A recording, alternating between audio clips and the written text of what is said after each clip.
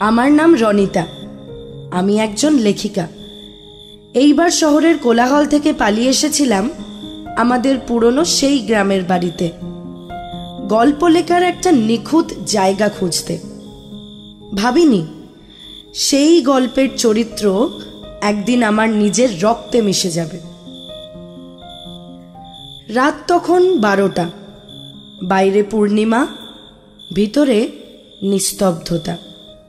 হঠাৎ একটা দরজার শব্দ, সম্ভবত পেছনের দরজা। আমি স্পষ্ট শুনলাম কিছু একটা দরজা ঠেলে যেন ভিতরে ঢুকলো। হাতের টর্চটা নিভে গেল আর আমি ঠান্ডা ঘামে ভিজে গেলাম। একটা নারীর যেন গলা শুনলাম, একটা ফিস ফিস শব্দ, যেন খুব কাছে, যেন গলা ঘেঁষে বলছে,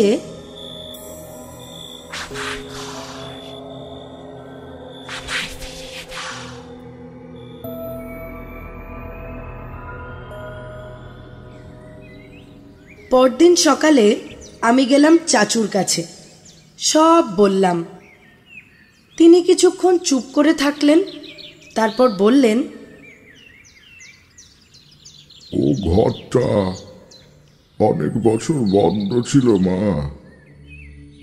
তোমার ঠাকুরদার বৌমা রান্না করতে গিয়ে স্টোভ ফেটে পুড়ে মারা যান। তখন থেকে কেউ থাকে না ও ঘরে।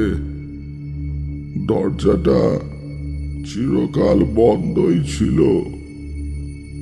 এখন তুমি তার ফেরার পথ খুলে দিয়েছ মা। সেই রাতে ঘুম আসছিল না। হঠাৎ জানলায় আবার শব্দ। আমি সেই পেছনের দরজাটার দিকে তাকালাম।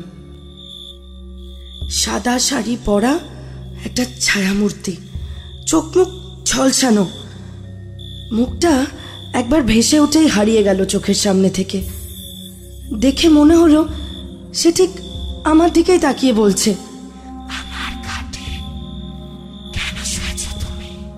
চলে যাও, চলে যাও এখান থেকে। আমি রোজ রাতে এখানে শুতে আসি। আমার চিৎকারে ঘর কেঁপে উঠল। মোমবাতি নিভে গেল আর আমি বুঝলাম আর আমি একা নেই।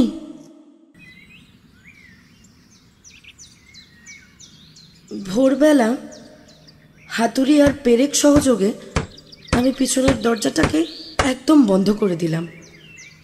একেবারে আটকে দিলাম তার ফেরার রাস্তা।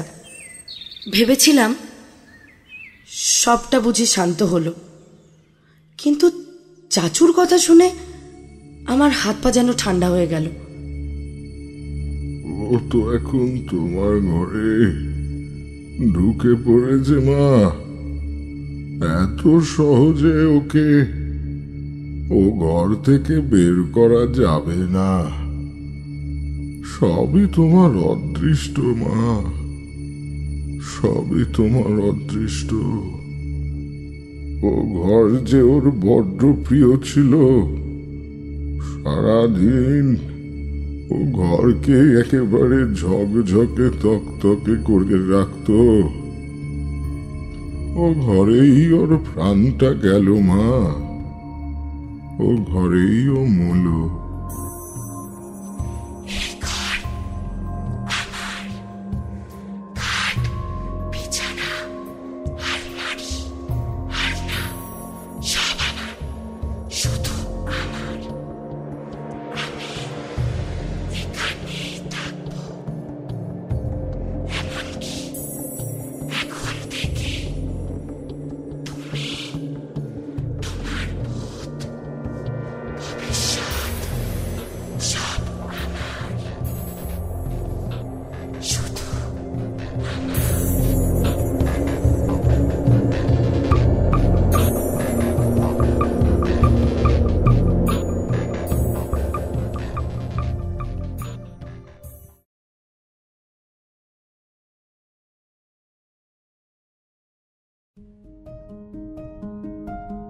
কি বন্ধু, আজকের গল্পটা ভূতের গল্প বলতেই পারো, তবে একটু অন্য ধরনের।